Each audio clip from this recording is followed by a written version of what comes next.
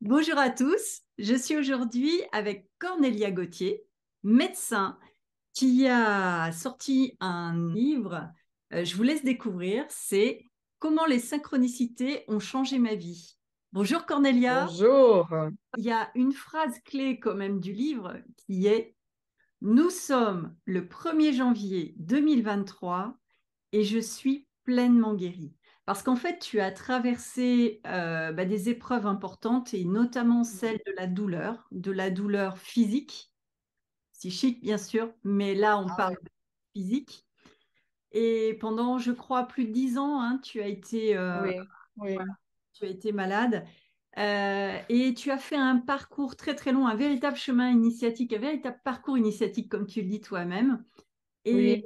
dans ce livre, dans ce parcours que tu as fait, tu as tout défriché.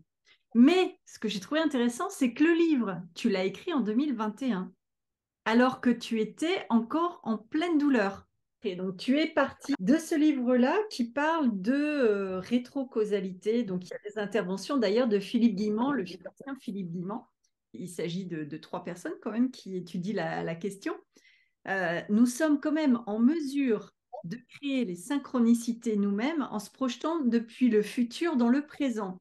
Mais là, on parle que de synchronicité, parce que tu as découvert un tas de choses. Tu as découvert qu'il ne s'agissait pas que de synchronicité. Au départ, tu étais parti sur cette histoire. Mais là, on va parler de synchromédecine, Cornelia. Je pense Voilà, donc c'est un mot qui appartient à Romuald de Terrier. Moi, j'ai rajouté un adjectif, j'ai rajouté rétrocausal. que- Parce que, donc, on va dire que Romuald, il a en fait formulé une hypothèse. C'était une hypothèse dans son livre en disant que finalement, il pensait qu'on pourrait se guérir via les synchronicités. Alors, il faut savoir que moi, j'étais vraiment dans une situation totalement désespérée, hein. J'avais tellement mal, il y avait tellement rien qui fonctionnait. J'avais essayé absolument toute la médecine traditionnelle et toutes les complémentaires. Je suis même allée faire du karmique, mais enfin, il n'y a rien qui n'a jamais aidé à quoi que ce soit. Et donc, je découvre ce livre où quelqu'un formule le fait qu'on pourrait peut-être se guérir via les synchronicités. Alors, comme je vivais quand même souvent des synchronicités, je me suis dit, je vais essayer ça. Et j'ai attendu une année. Et pendant une année, il y avait des synchronicités tout le temps, mais en fait, je guérissais pas du tout. Donc, je me suis dit, soit l'hypothèse n'est pas juste, soit il y a quelque chose que je n'ai pas compris. Du coup, j'ai ressorti le bouquin qui était déjà abondamment surligné et j'avais donc pas compris la rétrocausalité.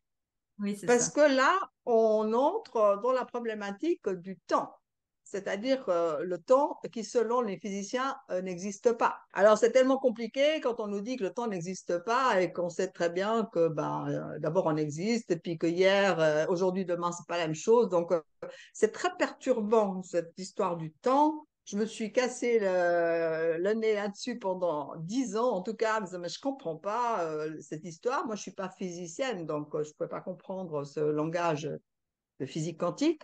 Euh, Là, j'ai dû me plonger et j'ai compris qu'effectivement, il y avait deux temps différents. Donc, le temps qui se déroule, dans lequel nous sommes, qui est celui qui se déroule dans la matérialité. Dans la matérialité, il y a un déroulement du temps. Hors espace-temps, il n'y a pas ce déroulement. Donc, en fait, on parle de deux temps différents. Donc, ils ont mis des termes, hein. Il y a Chronos, qui est celui qui se déroule, et il y a Kairos, qui est celui qui ne se déroule pas. Donc, j'ai emprunté l'image de Philippe Guimand. Parce que là, j'ai bien, bien compris ce qu'il voulait dire. C'est que le temps, donc Kairos, celui qui ne se déroule pas, il est. Mm. Il existe. Et que là, donc, le futur, le présent et puis le passé coexistent en même temps. Et donc, il donne une très jolie image avec un paysage. Et il dit, mais voyez, un paysage, il est.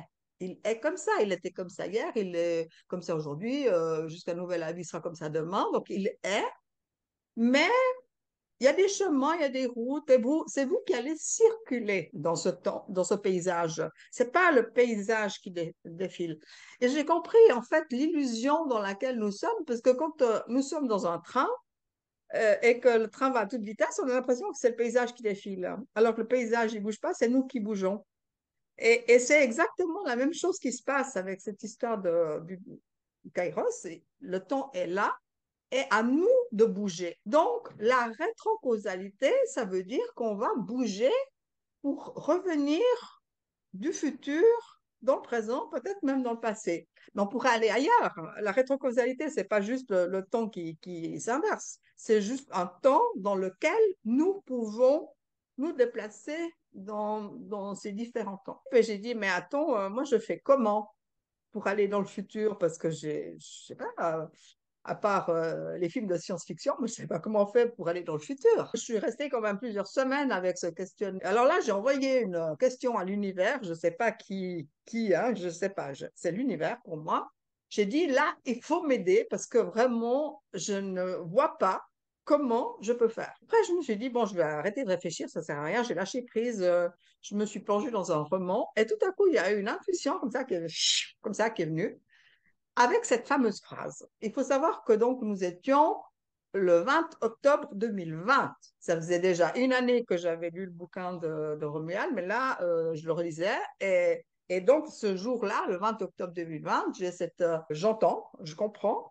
Nous sommes le 1er janvier 2023 et je suis pleinement guérie. J'ai écrit cette phrase. J'ai senti qu'il y avait quand même quelque chose d'intuitif, j'ai senti qu'il y avait quelque chose d'important, mais je ne savais pas ce que c'était. Donc, je l'ai écrit et puis après, je l'ai relu plusieurs fois. Et tout à coup, c'est le je suis qui m'a sauté aux yeux. Et j'ai dit, mais c'est incroyable, mais c'est tellement subtil et c'est tellement intelligent parce que quand je suis là le 20 octobre 2020 et que je dis, nous sommes le 1er janvier 2023 et donc je suis arrivée dans ce futur. Et je dis, mais alors on fait comment? Et là, même une deuxième intuition ou idée, je sais pas, en disant, bah, écoute, tu vas écrire ton journal depuis le 1er janvier 2023. Et j'ai commencé à faire ça. Donc, tous les jours, j'écrivais, nous sommes le 1er janvier 2023, je suis pleinement guérie, mais le 20 octobre, je faisais ceci, je faisais cela, etc. Et j'ai trouvé ça extraordinaire parce que du coup, il y avait tout qui changeait. Le futur était mon présent était le passé. Donc, en fait, j'ai inversé complètement le système. Et je me suis répété cette phrase comme un mantra. Hein. En plus, j'écrivais tous les jours. Donc, en fait, il y a aussi le fait de s'imprégner les neurones quand même avec des nouvelles phrases, avec des nouvelles versions, tout ça. Le système s'est mis en marche. Et j'ai commencé à avoir de plus en plus de synchronicité qui allaient tout un peu dans le même sens. J'ai vu qu'il y a des choses qui commençaient à s'activer. J'ai appris en fait à parler une langue étrangère qui s'appelle le langage synchronistique. Je me suis quand même régulièrement trompée. Il y a le problème avec les synchronicités, c'est l'interprétation qu'on en fait. Et l'interprétation, elle est sujette à nos croyances, elle est sujette à nos limitations, nos connaissances que nous n'avons pas, notre manière de penser, la manière dont on a éduqué, notre culture. Enfin, il y a plein d'autres choses qui peuvent faire qu'on n'interprète pas juste, ou nos désirs hein, aussi, qui vont nous faire interpréter d'une certaine manière. Et puis, quand c'est pas juste, nous créons des synchronicités nous-mêmes, nous allons créer des fausses synchronicités. C'est ça le souci. Donc, à un certain moment, on voit qu'on arrive dans un cul-de-sac ou carrément à l'inverse de ce qu'on veut. Puis là, on est obligé de se dire, alors là, il y a quelque chose qui joue pas du tout. Mais là, j'aimerais juste insister sur le fait que la guérison, c'est vraiment un cheminement. Mhm. C'est pas quelque chose qu'on trouve dans une pochette surprise. Il n'y a rien de magique, il n'y a rien de miraculeux. Donc, s'il est question d'aller vers la guérison, bah, c'est vraiment un cheminement. Et c'est ce que j'ai donc fini par observer parce que, bon, je le savais déjà, en tant que psychosomaticienne, je savais que la maladie, elle est multifactorielle, il y a plusieurs causes à une maladie. Et ça me semblait logique qu'il fallait que toutes les causes soient réglées avant que je puisse me guérir. Alors j'en connaissais certaines, j'avais déjà fait tout ce que je pouvais dans ce que je connaissais, mais il y avait d'autres causes auxquelles j'avais pas pensé et qui ont fini par se dévoiler les unes après les autres. Donc en fait, c'était vraiment un chemin de découverte, de remise en question profonde, des moments très très difficiles où il faut oser, il faut faire des changements qu'on n'a pas envie, et qu'en fait, ben, si on ne les fait pas, ben, on va juste pas guérir. Donc, c'est tout ce cheminement que je raconte dans ce livre. Et le livre ne sert pas à guérir. Le livre c'est un indicateur. C'est comme si, comme les synchronicités, tu dis que les synchronicités vont te guider, ben c'est ça. Le livre, c'est un guide vers un chemin vers soi pour aller comprendre. Mhm. En aucun cas, grâce au livre, on va guérir, bien évidemment. Il faut dire la rétrocausalité, si je peux faire cette parenthèse, c'est juste le contraire de la loi de l'attraction. Parce que dans la loi de l'attraction, que peut-être pas mal d'auditeurs connaissent, c'est que je suis là et je veux avoir ça là-bas. Donc je me projette dans le futur. Alors, on nous dit, ben, imaginez que vous l'avez déjà. Et c'est pas possible puisque je l'ai pas. D'accord? Donc, il y a une partie de moi qui va jamais accepter, va dire, non, mais attends, il faut pas me raconter que tu l'as déjà alors que tu l'as pas. Ça marche pas. Et donc, finalement, cette loi de l'attraction, elle marche très rarement, très, très rarement. Euh, on n'est pas dans les bons temps. Donc, en fait, là, on est dans le présent, on espère, on veut, c'est dans l'avenir. Et le futur, par définition, c'est le futur. Donc, il va toujours rester le futur. Donc, en fait, ça ne va jamais se produire. Donc, ce qu'il faut faire, c'est le message du livre, c'est le message principal, c'est qu'il faut justement dans le futur et réorganiser le présent depuis le futur. Donc, c'est comme ça que ça marche. C'est juste le contraire. Il ne s'agit pas d'une projection dans un futur, mais bien de placer ce futur dans le présent et le présent Oui, devient le passé. Et à voilà. partir de là, tu vas organiser les choses en disant, eh bien, chaque jour de ma vie où là, je suis dans le présent, c'est le passé du futur Voilà. qui est mon présent. Ouais, ouais. Non, c'est pas évident. C'est pour ça qu'il faut tout un livre pour l'expliquer. Parce que c'est vrai que ça pourrait peut-être décourager des personnes à entendre ça en disant, oh là là, c'est beaucoup trop compliqué. Non, c'est pas, je pense que c'est pas compliqué parce que dans ce livre, c'est quand même avant tout un livre de témoignage. C'est pas du tout un livre de théorie. Alors bon, moi, je donne quand même quelques informations comme ça, mais c'est pas vraiment, c'est surtout pas de la physique quantique. J'explique juste deux, trois choses comme ça. Mais c'est surtout mon témoignage, mon parcours, qu'est-ce qui s'est passé, qu'est-ce qui me fait prendre conscience, comment ça évolue. Enfin, donc c'est comme ça. C'est pas si compliqué que ça. Il y a des intuitions, tu as des connaissances, etc. Et puis, on te montre des choses par des sortes de signes, des symboles. Et ton histoire personnelle, donc là, on est dans le transgénérationnel, dans la psychogénéalogie. On est dans quelque chose comme ça, et donc dans la psychosomatique. Tu nous en parles un petit peu? En fait, mon problème, c'est que à partir d'un certain moment, je n'ai plus pu m'asseoir parce que j'avais des douleurs à l'intérieur du bassin, mais qui sont devenues mais, hyper invalidantes. Et personne ne trouvait ce que j'avais. Et j'avais espéré que ça dure 3 mois. Et puis après 3 ans, j'ai espéré que ça se termine. Et puis ça a duré 6 ans, puis 8 ans. Ben, voilà. Donc c'était heureusement que je ne savais pas au départ. J'ai toujours pensé qu'il y avait une relation avec ma mère, parce que ma mère, elle avait aussi toujours des douleurs dans cette zone. Enfin, je me suis dit, j'ai dû reprendre des douleurs par loyauté familiale à ma mère, enfin des choses comme ça, mais il y avait la composante de mon père que je ne connaissais pas. Et donc, c'était au début, donc il y a cet oiseau qui est venu frapper à la fenêtre comme ça un matin. Et je me suis dit, bon, bah voilà, c'est bizarre comme comportement, mais enfin bon. Il est parti. Le deuxième jour, à la même heure, au même endroit, je lui ai dit, mais c'est quoi qui se passe? Je comprends pas. Donc, nouveau, je veux le faire sortir. Il part tout seul. Donc, il n'est pas coincé. Il vient, mais il tape jusqu'à ce que je bouge comme ça. Et puis, au moment où j'arrive, il part. Donc, la deuxième fois, j'étais un peu perplexe. La troisième fois, quand ça a commencé exactement le même scénario, là, j'ai dit non, mais alors ça, c'est pas possible. Ça doit vouloir dire quelque chose. Donc, je n'ai pas réfléchi. C'est ça que je veux juste dire, parce qu'avec la réflexion, ça vient pas, hein. Dès qu'on active le mental, les synchronicités, ça marche pas. Donc, je n'ai pas réfléchi. Je me suis adressée à l'univers. J'ai dit, alors là, j'ai rien compris.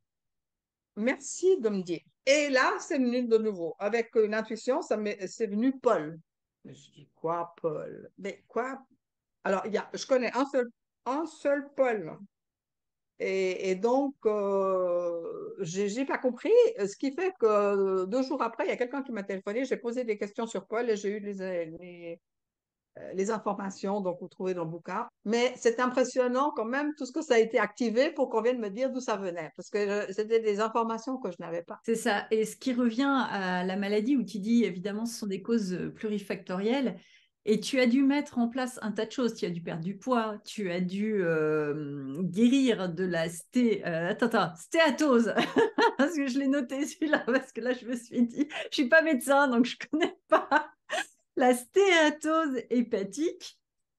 Tu as dû changer donc de régime alimentaire, développer tes muscles, assouplir les tendons, sortir de tes vieux schémas aussi, des vieux schémas, mais aussi des secrets de famille, ce qu'on découvre dans le livre avec cette histoire de l'oiseau, et aller à la rencontre évidemment de la petite fille abandonnée, un tas de choses. Et à chaque fois que tu croyais que c'était fini, tu t'apercevais qu'il y en avait encore. Donc c'est un très long parcours. Aujourd'hui, tu es vraiment, tu es guérie alors.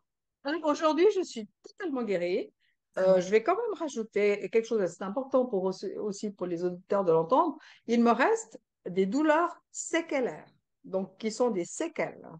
Parce qu'il y a eu énormément d'opérations dans ce bassin. Il y a beaucoup, beaucoup de cicatrices intérieures. Il y a eu une opération qui était une catastrophe totale, où on m'a coupé les nerfs, où il y a des muscles qui sont atrophiés et tout ça. Et là, on est dans la pure matérialité. On ne peut pas faire comme si ça n'existait pas. Je prends exprès un exemple caricatural. C'est comme si on m'avait coupé une jambe et que maintenant je voudrais qu'elle repousse. Non. La matérialité, elle a ses limites. Et justement, quand on les dépasse, on est dans le miracle. Là, je ne suis pas dans le miracle. Donc, en fait, j'ai réussi à faire refonctionner tout ce qui est fonctionnel, à rééquilibrer tout ce qui est rééquilibrable. Mais les séquelles, les cicatrices sont des cicatrices. Et ben voilà, donc j'ai quand même ces douleurs-là qui restent. Je vis avec. Je vous présente mon chat. Pour savoir qu'on n'est pas du tout dans le domaine de la toute-puissance, hein. On est limité Hmm. avec notre matérialité, mais on a un grand pouvoir qu'on peut activer énormément de choses. Donc, il faut se lancer, mais bien savoir que c'est un cheminement. Et voilà. Oui, parce que tu dis que du coup, cette rétrocausalité, en fait, on le fait tout le temps. C'est-à-dire qu'on se projette constamment dans le futur et pour peu qu'on ait une forte émotion, eh bien, on crée quelque chose. Alors après, on peut le renforcer, on peut le diluer. Est-ce que tu as testé de créer, enfin, je ne vais pas dire créer parce que là, c'est de la rétrocausalité, mais utiliser ce principe de rétrocausalité qui impliquerait d'autres personnes. C'est-à-dire, par exemple, sur des situations familiales qui peuvent être compliquées, est-ce que tu penses que ça pourrait éventuellement être quelque chose Alors, d'intéressant? c'est bien que tu me poses la question parce que là, je suis extrêmement affirmative. On ne peut faire de la causalité que pour soi-même. Hmm. Parce que si on fait ça par rapport à d'autres personnes, on va influencer leur liberté à eux. C'est Hmm. pas acceptable. D'accord? Donc, je prends exprès un exemple qui n'a rien à voir avec, avec nos histoires personnelles, mais euh, admettons que je veuille absolument tomber amoureuse de cet homme-là. Hein. J'ai mis mon dévolu, je veux absolument qu'il devienne amoureux de moi, donc je vais faire tout le temps des choses comme ça pour le faire changer, lui, alors que pour l'instant, soit il ne s'intéresse pas à moi, ou soit il a carrément dit non, mais je veux quand même. Voilà. Donc, ça, ce n'est pas acceptable. Hmm. Donc, ce qui est acceptable, par contre, c'est que j'ai envie de vivre une histoire d'amour. Donc, moi. Mais il faut que ce soit avec quelqu'un qui soit d'accord. Donc, je vais me mettre une date, je sais pas, dans 2 ans ou 3 ans. J'ai rencontré du coup l'homme de ma vie parce que on parle au présent, dans le futur. On dit le 1er janvier 2028, je dis n'importe quoi. Mais, voilà, j'ai rencontré l'homme de ma vie, mais c'est pas celui qui veut pas. Ça, j'ai pas le droit de faire ça. Dans toutes les choses, hein, je veux dire, si je veux avoir une promotion dans un travail, j'ai pas le droit de faire une rétrocausalité qui dit je veux que le chef se fasse licencier ou qu'il tombe malade pour que je puisse prendre sa place. Ah oui. J'ai envie de m'épanouir dans mon travail et je demande à l'univers de me guider là où je peux m'épanouir, mais c'est jamais au détriment de l'autre et j'ai pas le droit d'influencer sur la liberté de l'autre. Ce que je vous propose, c'est qu'on s'arrête là pour cette première partie avec le docteur Cornelia Gauthier et je vous retrouve très vite pour la deuxième vidéo.